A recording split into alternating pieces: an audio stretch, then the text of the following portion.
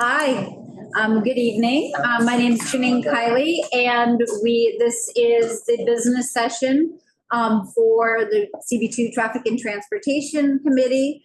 We are going to discuss the city's proposal for the redesign of Lafayette, 4th Avenue, 8th Street, Astor Place, and 13th Street.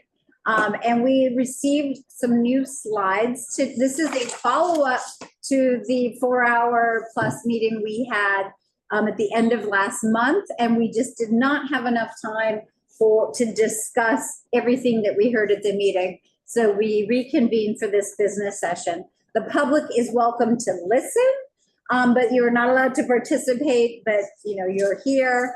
And so thank you for attending and thank you for joining us. There's several people in the room, but I want to turn it over to, we'll share the screen. We got a few updates from DOT.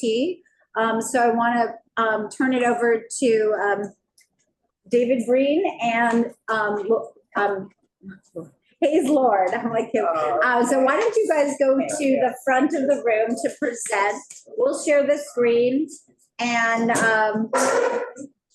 the camera that sees you is this owl here. So when you were talking, it will and just take. So Mark, if you could share the screen.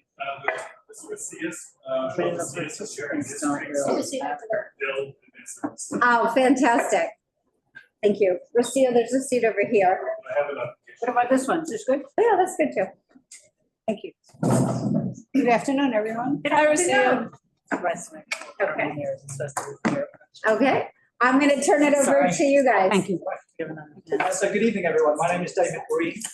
I'm the Director of Strategic Initiatives at DOT's office. I'm here this evening for both Danielle Zuckerman, the Borough Commissioner, and Kate Shearer, who are both of them are out today. So I'm covering for the Manhattan office. Before I hand it over to Hayes, who's going to walk you through some new slides, I just wanted to start by thanking you for your ongoing commitment and engagement to the project. I think, as you'll see, we've made some real advancements based on the feedback that we've gotten from you, and that wouldn't have been possible without all of the engagement, all of the feedback that we've given. So, as I hand it over to Hayes, I just wanted to thank you for making our work better, and we look forward to continuing to work with you. Okay, thank you. David. Hi, everybody. My name again is Hayes Lord from Cycling and Micromobility. I am pleased once again to be here to discuss this project with you, to provide you with additional feedback, as David has just mentioned, as we continue to hear what the public has to say and revise our design accordingly. As of our last meeting, we had a number of questions that were presented to us by the community board, plus we also heard a few other items that were discussed. These are all listed in numerical order. However, I will not read each one of them because they will be listed on the slide that I will be talking about. Sean, next slide, please. So the big question was about the crash data. So over the next few slides, I will demonstrate some crash data that is either new or is something that you've seen. But I first want to start off with the 4th Avenue location between 9th and 14th that is shown on your left side. As you can see, or what you will be seeing over the next few slides are 10-year injury statistics. So I just want to point that out. So for 4th Avenue, we have actually a 0 bike on pedestrian crash or injury. So we feel very confident that since it was constructed in 2014, that this will continue even with a 2-way facility being proposed. If we take an example, which is already along the corridor on 14th, on Lafayette between Spring and Prince, we can see this is actually a unique situation simply because it's one block where it's 2-way. The rest of the corridor is 1-way. Why that's important is because anybody who's a pedestrian, who's walking, even as a cyclist who's cycling, there's more opportunity because it's an unusual situation for there to be a conflict. But as the statistics show, there was actually only one bicycle on ped crash, and that was 3 years prior to the conversion. So we do feel that the statistics are really, speaking for itself. Next slide, Sean. Question, that was 3 years prior to being converted to Converted, 2A. exactly. Next slide, Sean, thank you. So we can now jump over to East 17th Street, which was a one-way PBL, but actually it was a contraflow bike lane before it got converted to two-way. For all of us who are not in the lingo, contraflow means? Contraflow means going the opposite direction to normal traffic. And PBL, my apologies for my nerdiness in transportation, protected bike lane. Got it. So for this one block of East 17th Street between Broadway and Union Square East, we all know it's a heavily traveled route, a lot of pedestrians because of the farmer's market, plus the subway entrances. So you have a lot of convergences on both sides. But as the statistics have shown, there has been 0 injuries with bike on ped. Now jumping over to Dykeman. Now Dykeman was certainly questioned last time because it is actually a two-way street.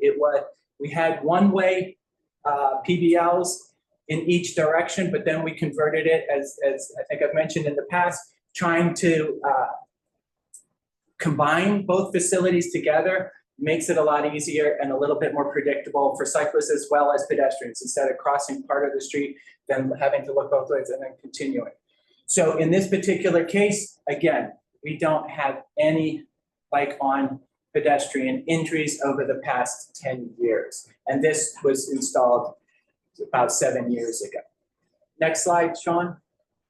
So now jumping over to First Avenue, which is actually a recent conversion, and it was completed back earlier of 2015. We actually did have 2 bike on ped injuries, but those injuries were a result of northbound traveling cyclists, which is the direction of the street. And as you can see with most of the slides, the trending for injuries is going downwards. It might be steady to a degree, but for the most part, it's trending downwards over a 10-year period. Then if we jump over to Clinton Street, again, there's a downward trajectory for all injuries. However, I will say that there was 1 bike on ped injury in 2014, as well as one in, 2024, and one in 2025. Next slide, Sean. That concludes the crash stats that we have available for you, the injury stats. Now we have a question about how the amenity strip is programmed. As you can see by the photos in the slide, on J Street in downtown Brooklyn, we have basically bike corrals along with planters. Makes it really attractive and allows for, people who are traveling downtown Brooklyn to be able to park. Over on Broadway, we have a bike share station. So that again sort of fits into that amenity strip where the space is feasible. Now, if we jump over to East 17th Street, we have a combination of granite blocks as well as planters to provide for an edge treatment.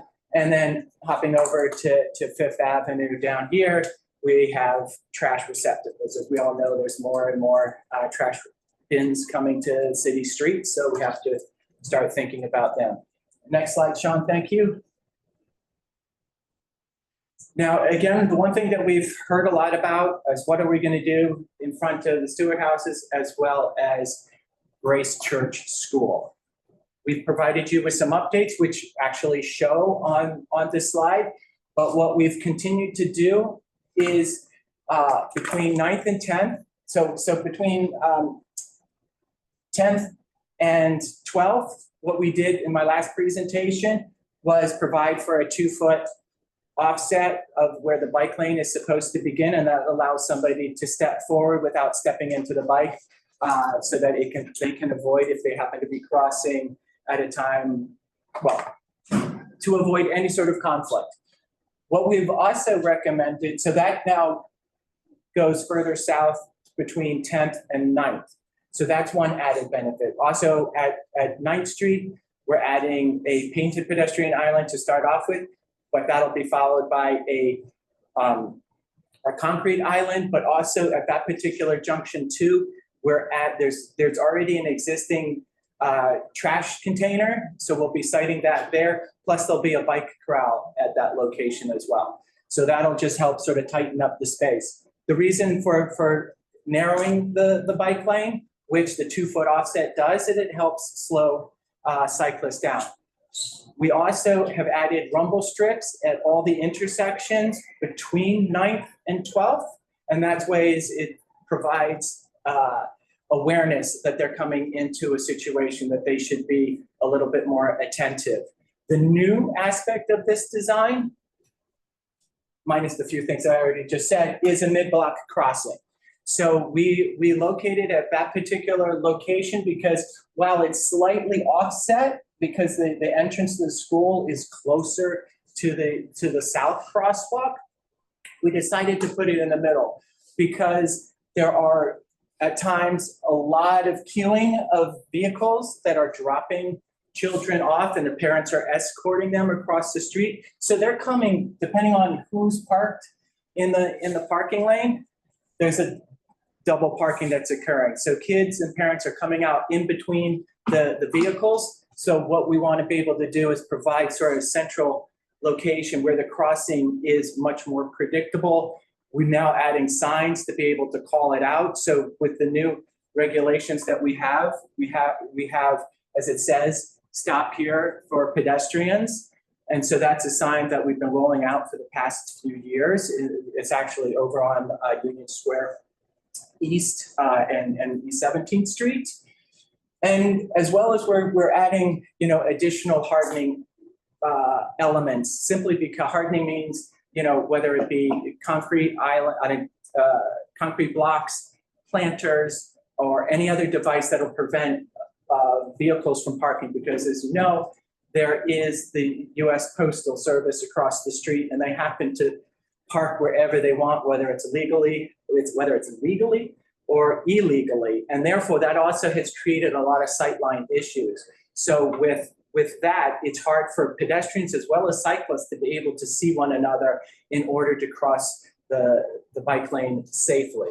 So we want to be able to make sure that that area is clear for visibility so everybody can see one another and can respect everybody with what they are intending to do. Now, we're also changing our signs. So there's currently 2 existing school zone signs between 9th and 10th. We are moving them closer to the intersection of East 10th Street. We can't go any beyond for those particular signs just because they're advanced warning signs. However, we are also looking at a smaller version of that sign for bikes on the approaches to the school, specifically for cyclists. Next slide, Sean. What we're also proposing to do, because we understand that this is a big change for everybody, especially for the particular blocks between 9th and 12th, and certainly in other locations, we want to be able to make sure that people understand what is happening, because it will take a little while for implementation to occur, so change will be happening slowly. But what we want to be able to do is notify the public who's traveling this corridor, whether by foot or by wheel, that this is a new design and that they should be paying attention. So the cyclists who are traveling through here should be respecting and being slow so that they can avoid any sort of collisions with pedestrians. Pedestrians will also have their own sign that will will tell them that it is a 2-way crossing. Sean, if you want to advance. And we're essentially placing those between 9th and 12th at all strategic locations. So this is a general, just quick illustration of what that might look like for anybody that'll be crossing the street. One thing that you have to keep in mind, and that's what the yellow sort of represents, is that that's now going to be the new pedestrian space. So it's going to be a lot wider. And so that also helps improve visibility. But just to continue to reinforce, having the orange barrels with the respective signs for each user, we feel that's very important. One of the things that we also want to be able to do is, because we recognize that this project might get implemented during the summer, during a time period when the school children aren't there is actually to return with the same sort of setup in the fall, right before school starts. As a reminder, the changes happen because everybody's been away from the school on vacation and thinking differently. So we just want to make sure that it's set up so that people will recognize that there is change, and so they don't treat the street as they did, 4 months or 5 months before. Obviously, things will look very different by the time they arrive there, but again, it's just a little extra step that we want to take. Sean, next slide, please.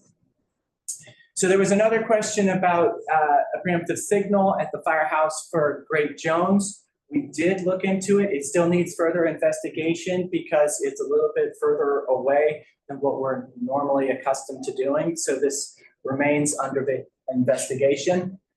I'm just gonna point out, if you can see that giant parking lot, Right. that's gonna be a massive construction site. Right. So I know it's farther than normal, but this is also a particularly wide block, and, safety is, as a committee, we like to prioritize safety. Absolutely, absolutely. And I'll probably be seeing that project as well when it comes to me. Okay. So I'll make sure. Oh, good. I just want to make. Yes. So that's it. Next slide. So Broadway, there was a question about Broadway, what we're planning on doing. We have no schedule for any project on Broadway for the time being. But again, we've heard the public's comments about putting a PBL on Broadway. And so that'll be, as we go into design at the time that we start a project on this, we will consider that as an alternative. And any other pedestrian improvements and safety is very important on the corridor. And I believe that is one next slide. Yes, my last slide. The other question was about delivery cyclist rest areas. We have identified 2 locations where we think it could possibly fit. So one is with the redesign of East 8th Street, St. Mark's. We added a little extra pedestrian space at the island by the subway entrance. We think that might be a good location because it's basically 8 feet wide. There's another location south of Astor Place, between Astor Place and Great Jones, where we have about 14 feet of space to be able to utilize for that. So we're going to continue to investigate the spaces that we have available to be able to implement something of that nature. And what about on Astor Place itself, between Broadway and Lafayette? That is certainly could be in consideration at a future date. Okay, because it's our understanding, and of course we haven't done any polling, but many of those people essentially work for Wegmans. And they have geo-tracking, so they can, if they go too far away, which would include potentially these locations, they won't get any jobs. So. Where Yes. are those exactly? Because you just had the. Yes, so again, the one to your left is between Lafayette Street and 4th Avenue on East 8th Street. The second one is on Lafayette Street, basically between Great Jones and Astor Place. That is a particularly long block, so it's hard, but it's closer to Astor Place than it is Great Jones. So it's the one on the left, is that right in front of Wegmans? or- No, so Wegmans is basically on the opposite. Okay, got it, okay, I see what you're saying. I mean, and we had requested for the rest areas. I mean, I think maybe it's too comprehensive, but, charging space and bathroom space and, like a real hub. Right. Is that on your radar to do something that robust?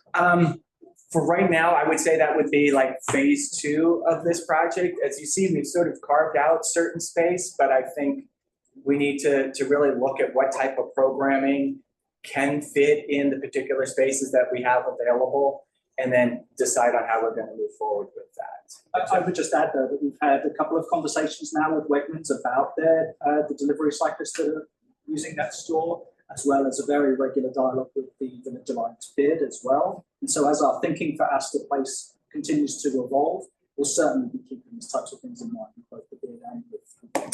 Fantastic. thought about having a community meeting where you share what you're talking about, commercial embankments, and then community feedback before you come to us with the first one? Certainly, yeah. That would be great. Where exactly is the one on the right again of this? The one on the right, it's again between Great Jones and Astor Place, but closer to Astor Place. So this, what you're seeing is an entirely new design. This is what it could potentially look like in the very near future. Theater area? Yeah, so the theater is right here. Well, on the other side. Right, The right, theater right. also on the other Oh, side. right, yeah, exactly, where Blue Man Group was, Theater yes, now. So it's in front of that theater. basically. You How know to that. drop off. By the Pay for a pipeline? liquor license. And that, I'm sorry, that's the west or the east side of Lafayette? That is the west side of Lafayette. Okay, got it. So just the way it's drawn, it's, Well, this is why we're having this discussion, is because these are spaces that we have available that we were thinking about, so we wanted to present it to you. And obviously, if this is not the best location for the variety of different operations, just, yeah. Search elsewhere. I'm just gonna share my opinion of the committee. I mean, I think this is great that we're thinking about this, and I think whatever resolution we pass says we want this to happen, but that this would be a topic for a future meeting.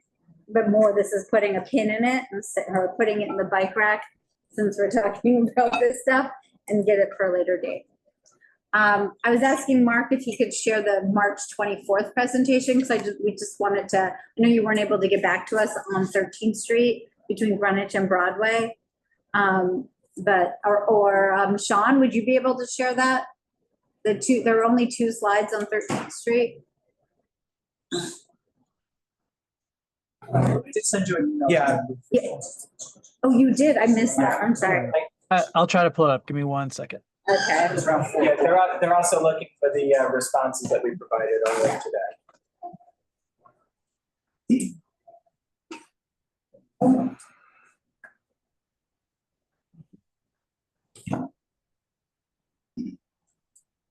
Can I ask a question? I was getting that.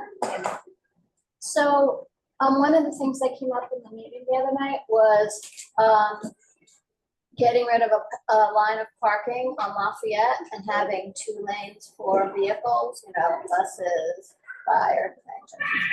And I don't see that addressed in quite a few people brought that up. I don't see that addressed. First of all, I want to say thank you for everything you did. I'm sorry, I jumped right in. Thank you. You've given it a lot of thought, and I really appreciate that. I was waiting to say that later.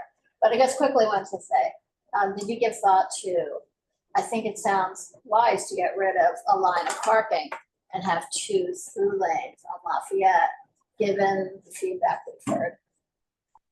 Right, Yeah. and certainly thank you for that suggestion. I think it's a balancing act between being able to provide for the delivery needs of the businesses that exist there and the through traffic. As you know, there's a lot of TLC vehicles that travel that corridor.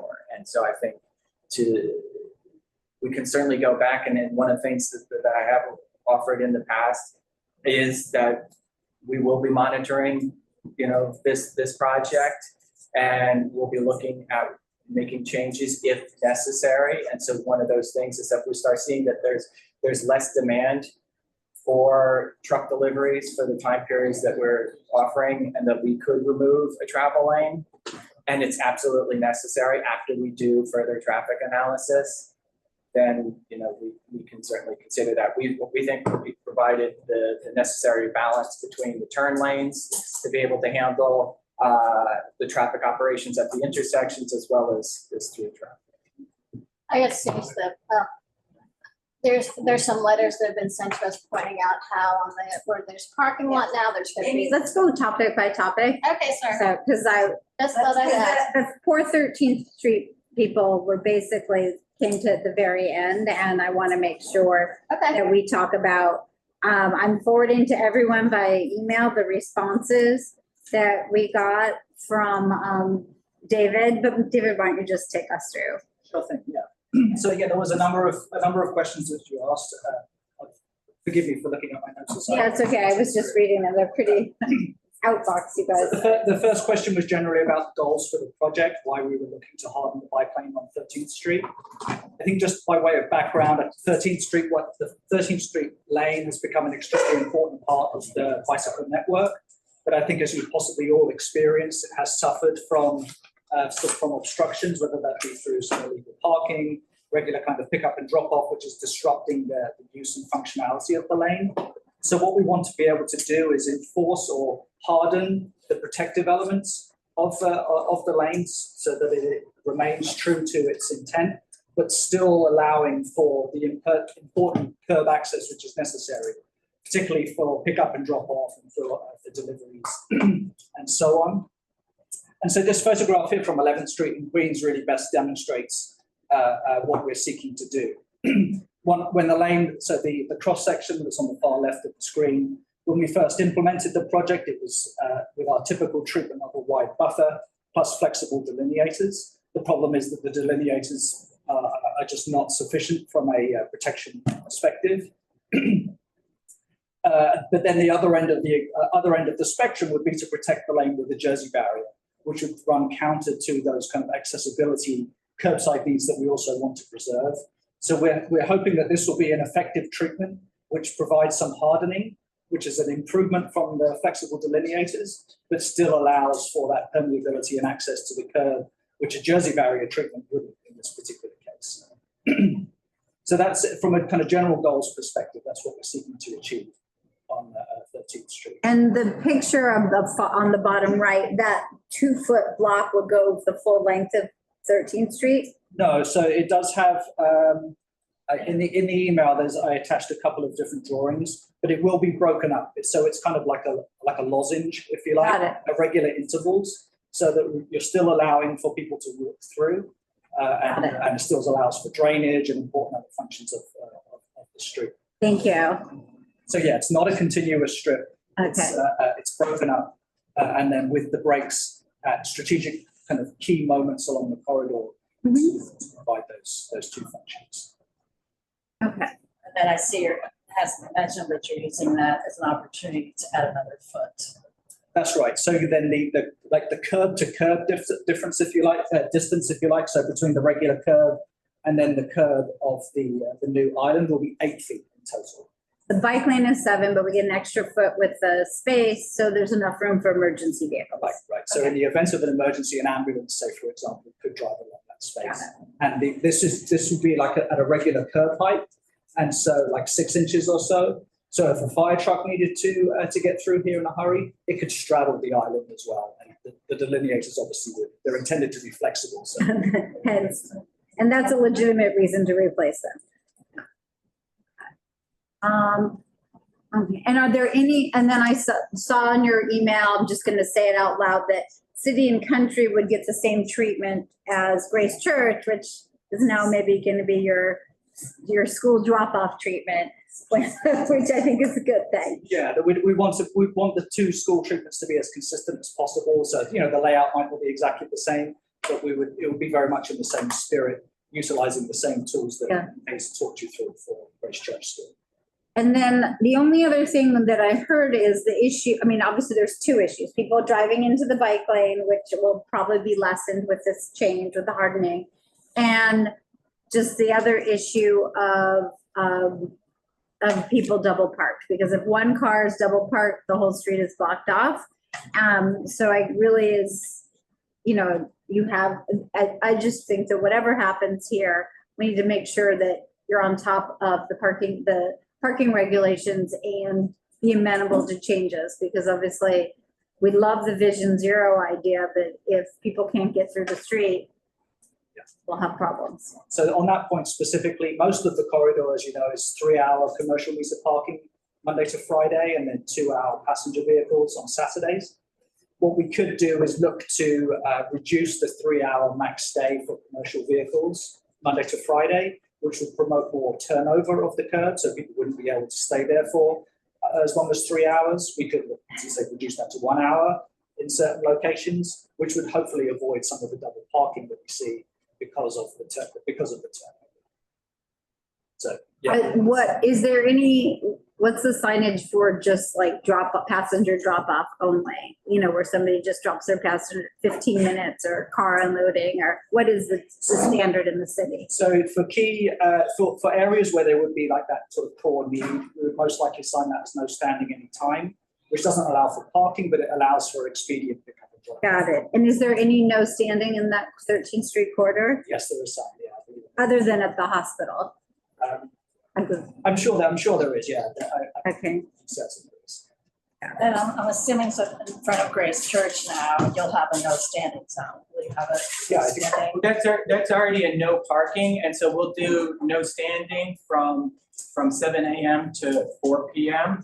And then it will go over to metered parking from 4 PM to midnight. So that should hopefully keep the curb. Right, exactly. We're keeping the curb clear to allow for the pickup and drop off.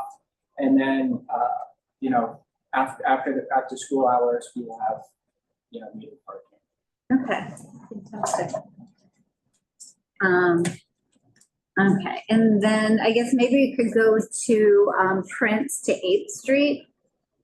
I'm sorry, yeah, Prince to the first corridor. This is what Amy was asking about. You know, we heard people are concerned, actually go the very first corridor. Broadway. Yeah, the very first corridor, which is,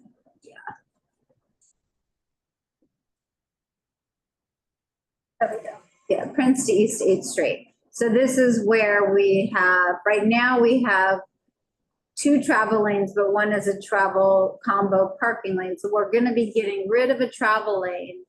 And we also heard, people are concerned about traffic flow, but we're adding turn lanes. And I guess the question is, you know, like there were several people who commented that they'd rather get rid of parking than get rid of a lane of traffic. And I guess the question is, what kind of flexibility is there in this redesign if, you know, things seem like they're not working out in terms of traffic backups and so forth, or safety purposes, because there's the fire station down there. Oh, and so for the fire station block, that remains 2 lanes, just as an FYI. So between Spring and Prince, that design remains as is. Go further north, then it goes down with 1 lane through, and then with the turn lanes to be able to accommodate the turning traffic to help operations from the intersection. This is paint. So, you know, as I said in the previous presentations, we're not going into concrete until later this year. So, you know, and I will also say that we need time to have it settle in to see how it operates. But again, it's just paint. So if we see that, hey, we still want to keep the profile, except that the land uses are such and they're not expected to change anytime soon, though I do caution that because this whole neighborhood has been changing quite a bit. But, you know, we can certainly, you know, look at removing the parking and allowing for a travel lane. And just to clarify, there is zero, the whole plan starts at Prince Street. Are there any changes between Prince and Spring? Only pedestrian islands. Pedestrian island. But this doesn't reflect what you just said with respect to Prince. Right, exactly. This is a This is typical, not- yeah. Right, just. Yeah, I'm not You said going that block by same block, too. so this is just a typical cross section. Yeah, I mean, I could, you know, I'm a geek, so a transportation geek, so I could sit here for hours yeah. going over each block, but I'm sure you don't want to. I'm curious how long, because it's really like we have a lane and a half because you have turn lanes. How many car lanes are the turn lanes? They can vary like up between, Can you zoom in so we can see the house into Spring a little So- bit better? it depends on the particular intersection. So we did model all of these, the whole corridor. And so based on the modeling, we were able to determine how much queue space we needed for the turn lanes in order for it to function properly. So they do vary block by block, depending on what the capacity needs are. But I will also say, going back to removing parking, the one thing that we would probably need to consider is again, is it the entire corridor or is it only spot locations where we need it? Not that we really, want to go into that business right now, but, there are other ramifications of doing that. We need commercial loading. Yeah, we have commercial, yeah, a lot of commercial living. So this is a zoom in of the, Right, so again, for the audience, what you're seeing is the red arrows are what the lane is, essentially what the lane assignment is. So there's a typically 1 through lane, that's the straight arrow, and then the turn lanes wherever we need a turn lane to occur. The green or yellow boxes, you can only see the yellow boxes here, are the type of signals that we'll be using to be able to make sure that the intersection is functioning safely, first and foremost, and then from a mobility standpoint. So if there's no need to hold everybody at the same time, like what you're seeing in the lower 3 intersections, pedestrians will get in advance to go across the street, protected, meaning there's no turning traffic against them. And then the vehicles are released. So that gives them a little headway. Further north in the green, that's where we need to, again, control all movement. So motors are held, bikes are held, pedestrians are held, and they all go at separate phases. can you show the next slide, which is the block by block with the curb treatments, also zoomed in? Yeah, because there's some new changes. Right, so as I mentioned, the first time we presented it to you, we only had a limited number of pedestrian improvements, but we heard from the community, so we basically doubled the number of pedestrian improvements. So we feel that we've, made sure that the corridor is well accommodated by pedestrian facilities to help improve the walking condition and the quality of that walking condition. So I'm just gonna remind everyone that this is business session, so just community board 2 members can ask questions. So I know we've bounced around a little, but I'm gonna start with committee members. And is there a broad topic that we haven't pulled up the slides on that anyone wants to look at before we go to specific questions? Okay, raise your hand if you have a question. I'm gonna give Amy first chance because she's got big tickets for later. I have a few questions, but are we gonna be voting on something tonight? Because this is brand new information and the public has not had a chance to, it hasn't been presented to the public.